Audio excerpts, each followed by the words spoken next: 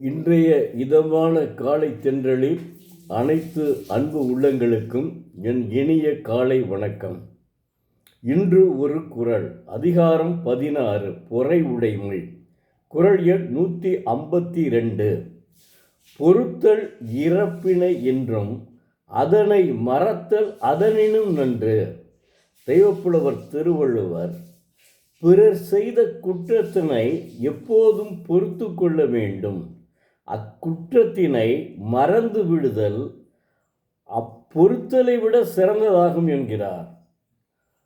எவ்வளவு அதாவது அடுத்தவன் செய்த குற்றத்தை பொறுத்து கொள்ளணும், அதே சமயத்தில் அந்த குற்றத்தை மறந்து விடுதல் அதை விட நல்லது என்கிறார். எவ்வளவு என்னென்ன சொல்லியிருக்கார் பாருங்க.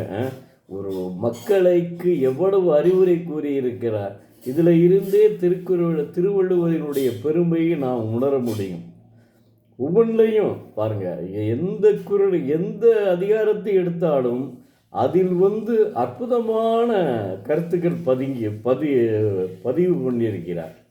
அதாவது அறத்தின் எல்லைக்குள் இருப்பவர்கள் எப்போதுமே தீமை செய்ய மாட்டார்கள், ஆனால் அறத்தை மறந்து இருப்பவர்கள் தீங்கு செய்ய அஞ்ச மாட்டார்கள். ஆனால் அப்படி அவர்கள் தீங்கு செய்தாலும் நாம் பொறுத்து கொள்ள வேண்டும்.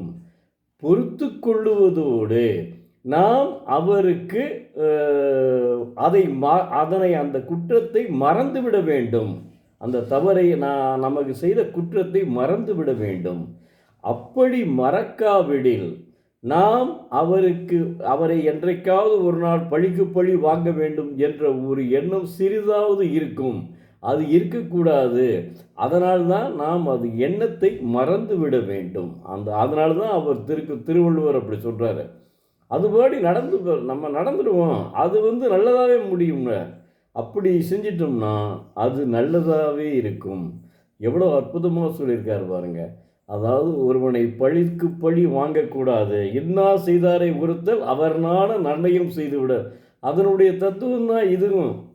இன்னா செய்தாரை ஒருத்தல், துன்பம் செய்தவனை இன்னா செய்தாரை ஒருத்தல் அவர் நாண, அவருக்கு நன்னயம் செய்துவிட, நல்லது செய்துவிடு. இன்னா செய்த துன்பம் செய்தவரைக்கு அவன் நாணும்படியாக வெட்கம் அடையுமாறு அவனுக்கு நல்லது செய்துவிட வேண்டும். அந்த தத்துவம் தான் இந்த குறளும். பொறை உடைமையில் எழுதியிருக்கார் 152வது குறள். அற்புதமான குறளுங்க. இப்படித்தாங்க இருக்கணும். அதாவது மனிதன் ஆரம்பத்தில் இருந்தே இதே மாதிரி பழகி விட்டால் நிச்சயமாக வாழ்க்கையில் அவன் நல்ல நிலைக்கு விடுவான். அவன் உண்டு அவன் வேலையுண்டு என்ற எண்ணம் வந்துவிடும். அதனை நம்ம மறக்காமல் செய்ய வேண்டும். மீண்டும் நாளை பார்ப்போம்.